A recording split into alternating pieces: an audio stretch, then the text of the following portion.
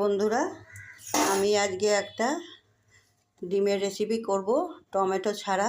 এখানে আমি ছোট্ট ছোট্ট একদম 4টে পেঁয়াজ কুচিয়ে নিয়েছি, 1 চামচ জিরে নিয়েছি, 1 চামচ ধনে নিয়েছি, একটা তেজপাতা ছিঁড়ে নিয়েছি, 4টে ছোট ছোট শুকনো লঙ্কা নিয়েছি, এখানে একটা গোটা রসুন আছে, আমি একটু হলুদ গুঁড়ো আছে, একটু নুন আছে, একটু আদা গ্রেট করে নিয়েছি, একটু গোটা গরম মশলা আছে, এলাচ, দারচিনি, লবঙ্গ আর 1/2 চামচ গোলমরিচ নিয়েছি।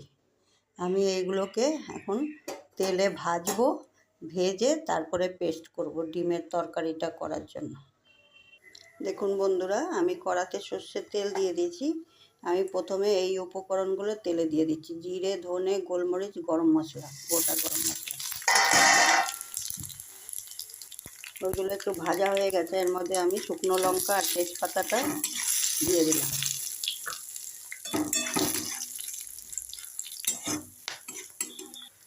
ওইগুলো সব আমার ভাজা হয়ে গেছে, এর মধ্যে আমি রসুনটা দিলাম। রসুনটা আমার একটু ভাজা হয়ে গেলে আদাটা দিলাম। ভাজা হয়ে গেছে একটু, তারপরে আমি পেঁয়াজটা দিয়ে দিচ্ছি। দেখুন আমার মশলাগুলো সব ভাজা হয়ে গেছে। এটা গ্যাসটাকে একদম লো করে আমি সব ভেজে নিলাম।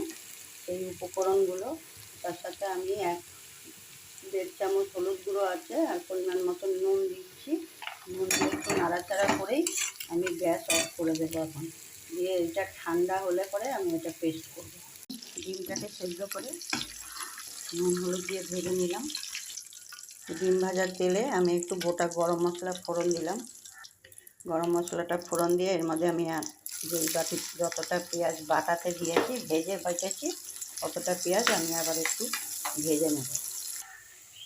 পেঁয়াজটা আমার ভাজা হতে হতে দেখুন আমি মশলাটা ভেজে নামিয়ে রেখেছি, ঠান্ডা হয়ে গেছে। এখন আমি মিক্সিতে এটা পেস্ট করব। দেখুন বন্ধুরা, আমার পেঁয়াজটা ভাজা হয়ে গেছে, এর মধ্যে ওই আমি মশলাটা দিয়ে দিলাম পেস্ট করে।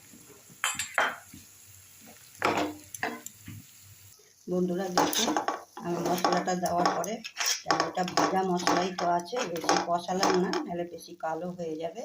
আমি এখানে 4 চামচ দই নিয়েছি, 4 চামচের, তার সাথে 1 চামচ চিনি আর একটু নুন দিয়ে আমি দইটাকে ফেটিয়ে নিয়েছি। এটা আমি এখন এর মধ্যে দিয়ে দেব। দইটা দেওয়ার পরে আমি একটু কষিয়ে নিলাম, তার মধ্যে আমি আলু একটু ভেজে রেখেছিলাম, 2টো আলু দিয়ে দিলাম। দেখুন বন্ধুরা, আমার এই মশলা থেকে তেল ছেড়ে দিয়েছে, এর মধ্যে আমি জল দিয়ে দিলাম। এটা বেশি জল দেবো না, আমি এই মিক্সি ধোয়া জলটা দিয়ে দিলাম। দিয়ে আমি ডিমগুলো দিয়ে দিচ্ছি। দেখুন আমার টমেটো ছাড়া ডিমের কারি হয়ে গেছে, এর মধ্যে আমি একটু ধনে পাতা ছড়িয়ে দিলাম। এটা আমি গ্যাস অফ করে দেব। দেখুন বন্ধুরা, টমেটো ছাড়া এগ কারি এইভাবে একবার বানাবেন। পছন্দ হলে লাইক করবেন, সাবস্ক্রাইব করবেন, কমেন্ট দিয়ে জানাবেন কেমন হলো রেসিপিটা।